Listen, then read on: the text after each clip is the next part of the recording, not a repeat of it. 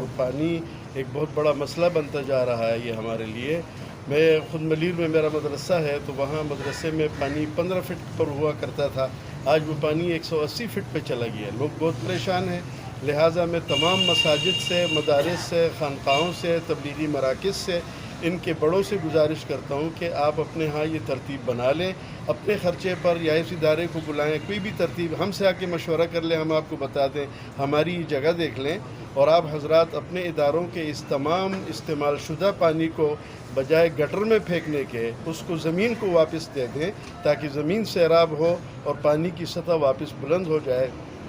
جنہوں نے ہمارے ساتھ اس پر یہ محنت کی ہے اور اپنی خدمات ہمیں پیش کی ہے، ڈراپ آف لائف والے، اللہ ان حضرات کو ترقی دے، ان کو کامیابی دے، ان کو اجر عظیم عطا فرمائے۔ والسلام علیکم ورحمۃ اللہ۔